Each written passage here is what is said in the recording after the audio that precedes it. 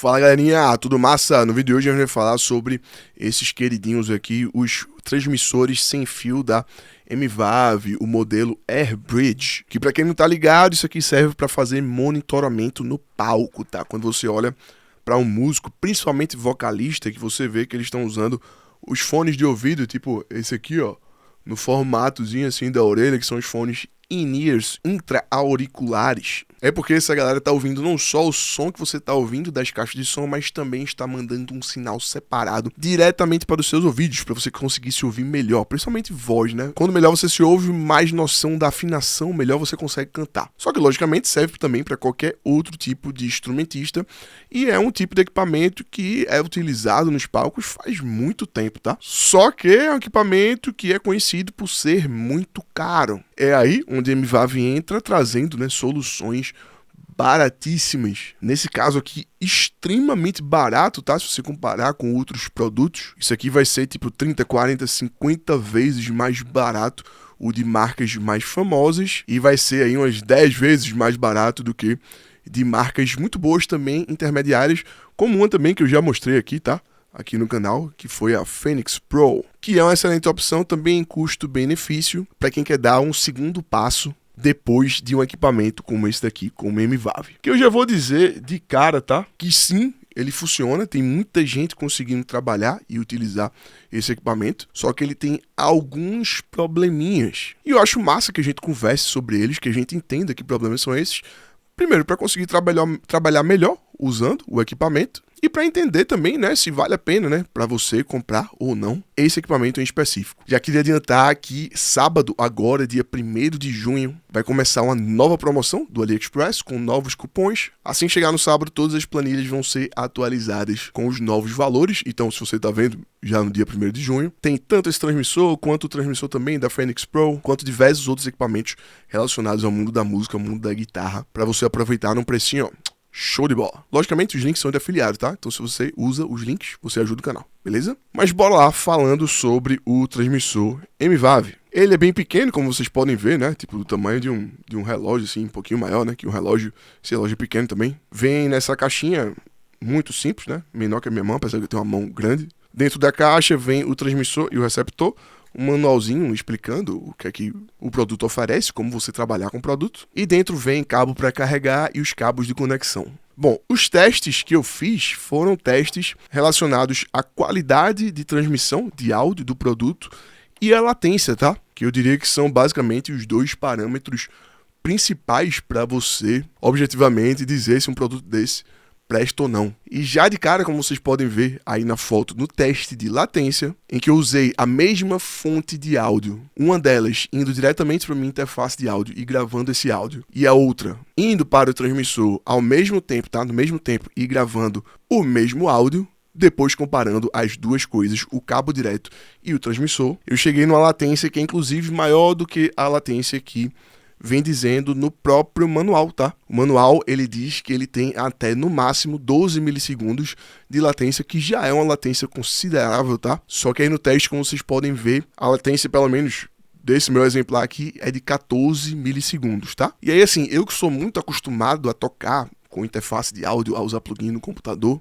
pra mim é tranquilo, tá? Tocar com esse tipo de latência. O problema é que se você tiver uma fonte de áudio de um amplificador na sua frente e colocar ao mesmo tempo o in-ear com o retorno do som da sua guitarra ao mesmo tempo, essa latência vai gerar alguns problemas, tá? O som vai ficar bem esquisito, até porque, como vocês podem ver na foto aí, na transmissão, ele inverte a fase e fica atrasado. Isso vai fazer com que várias frequências sejam canceladas da fonte principal em relação à fonte que você está ouvindo dentro do seu ouvido, e isso pode ser um pouco chato. Isso não vai acontecer se você utilizar os dois fones de ouvido isolando, tá?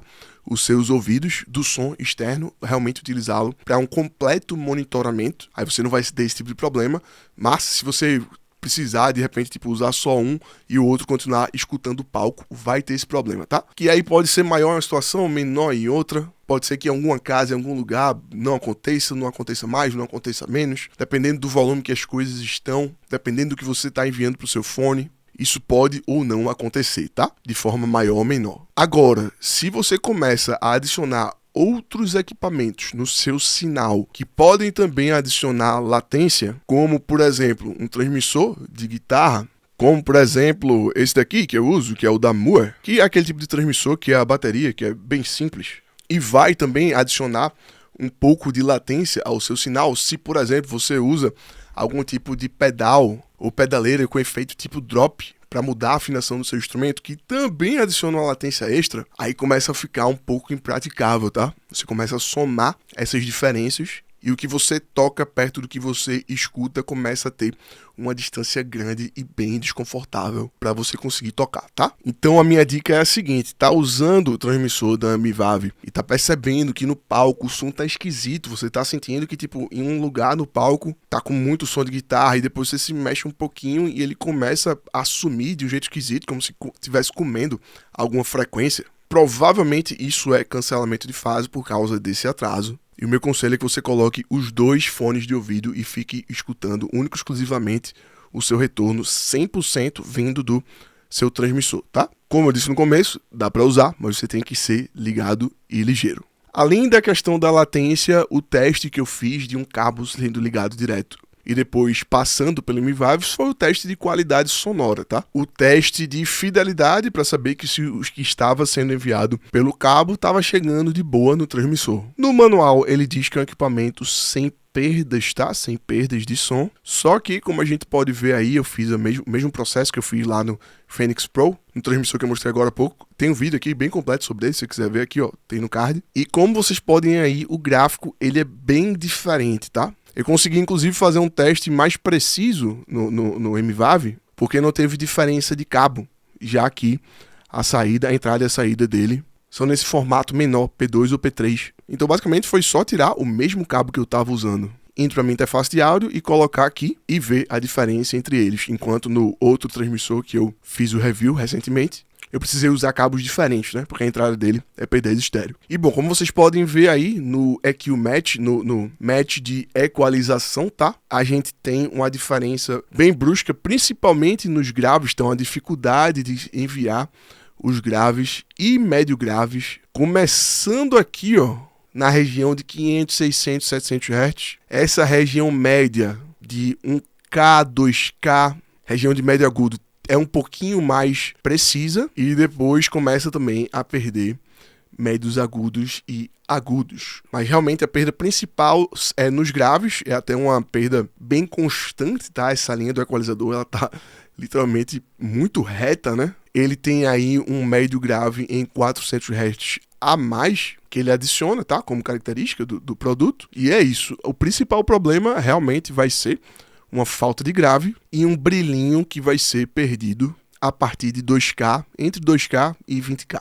Tá? Nisso você já pode tentar compensar, guardar essa informação e tentar compensar lá com o técnico de som quando você estiver passando o seu retorno. Ó, velhão, pega ali e bota um equalizador para mim entre 2 e 20K e dá uma puxadinha. 2 dBzinhos já vai dar um brilho a mais. E tudo que tiver abaixo de 1K, aí pode subir um pouquinho mais, tá? Mais de 3 dB. Para tentar compensar aí essa perda dele. Não vai ficar a mesma coisa, mas essas informações aí você já pode utilizar para melhorar o seu monitoramento. Tirando isso, tá? Conversando com vários amigos que utilizam esse produto e conseguem utilizar, tá? Amigos bateristas, amigos vocalistas que usam costumeiramente aí todo final de semana esse produto, conseguem trabalhar com ele, tá? Um comentário que foi universal foi o cuidado com a quantidade de ganho que você manda para ele, porque ele é muito sensível, muito frágil, e as mesas de som que tem por aí, elas têm uma quantidade de ganho muito maior do que a que ele aguenta. Então, se você manda muito ganho para ele, muito sinal para ele, ele vai distorcer, tá? Vai distorcer todo o sinal. Então, quando for passar o som, tenta fazer com que a banda toque o ponto mais alto de alguma música para que você tenha referência do máximo de volume que o seu transmissor vai receber e você confere se está estourando ou não. Se estiver estourando, você pede para o técnico de som diminuir a sua mandada, tá? O seu volume que está indo para o seu transmissor e compensa aqui no volume do seu receptor, tá? E é isso, tá? Acho que essas foram todas as informações sobre o transmissor da MVAV. É um produto, velho, que como todo produto da MVAV, cumpre o que promete, como sempre, uma coisa que em outros produtos vai ser muito mais caro, só que com várias ressalvas, né? Você tem que ficar ligado, tem que cuidar bem dele, porque ele é bem frágil, tá? Feito de um plástico bem frágil. E tem que entender as limitações dele para conseguir trabalhar pensando nelas, né? Senão realmente não vai rolar, você vai se frustrar e só vai gastar dinheiro à toa. Mas, como eu disse, vários amigos trabalham profissionalmente, inclusive, tá? Com esse tipo de equipamento, esse tipo de produto. Dá para trabalhar sim, só que ligado nessas ressalvas que eu comentei aqui, beleza? Como eu disse lá no começo, se você tiver afim de um produto que seja melhor do que esse aqui, mas não seja tão caro, tão absurdamente caro, feito os das marcas mais famosas, tipo Shure e Sennheiser, o da Phoenix Pro, como eu já comentei aqui, é excelente, o timbre fica perfeito, não tem latência nenhuma, e o valor é muito em conta, tá? Logicamente, é bem mais caro do que o MVAV, mas não custa um rim igual aos das marcas mais famosas, beleza? É isso aí, dúvidas, perguntas, questionamentos, o campo dos comentários aí embaixo serve para isso. Já a promoção do Ali é que esses bichinhos vão estar bem baratinhos. Se quiser também, lá nas planilhas tem dica de fone, tá?